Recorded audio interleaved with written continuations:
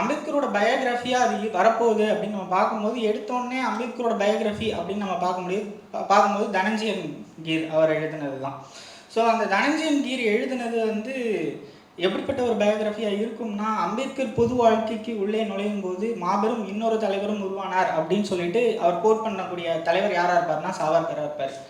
So அந்த அப்படிப்பட்ட ஒரு பயோகிராஃபியாக அது இருந்துச்சு. அதே தனஞ்சயன் கீர் தான் வந்து சாவர்கருடைய வாழ்க்கை வரலாறையுமே எழுதினார் அப்படின்னும்போது அதில் நிறைய தகவல் பிழைகள் இருந்துச்சு.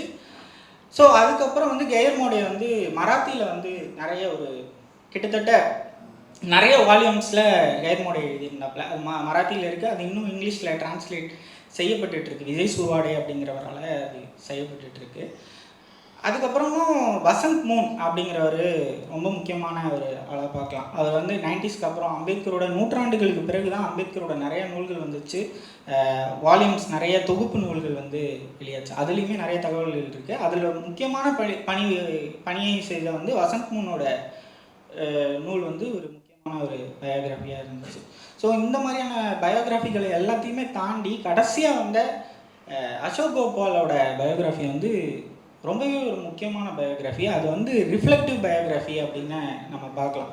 அது அந்த ரிஃப்ளெக்டிவ் பயோகிராஃபி அப்படின்னு சொல்கிற விஷயத்தில் என்னென்னா, அவர் ஒவ்வொரு விஷயங்களையுமே அதை நீங்கள் இந்த நூலை எடுத்து பார்த்தோம்னாலே ஒவ்வொரு பக்கத்துக்கும் சைடில் ஒரு ப்ராக்கெட் போட்டிருப்பார். பாஸ் அப்படின்னு இருக்கும். பாஸ் அம்பேத்கரோட ரைட்டிங்ஸ் இங்கிலீஷில் எந்த வால்யூம்லேருந்து இதை எடுத்தேன், இது யாரோட கோட்டிங்ஸ்லேருந்து வந்துச்சுன்னு ஒரு ரிசர்ச் புக் மாதிரி இருக்கும். அந்த புத்தகம் வந்து நிறைய புத்தகங்களோட தேடலுக்கு போச்சு. ஸோ அம்பேத்கர் வந்து ஒரு எவ்ரி இன்ச் இஸ் ரெவல்யூஷனரி அப்படின்ற மாதிரி தான் அம்பேத்கரை பார்க்கணும்.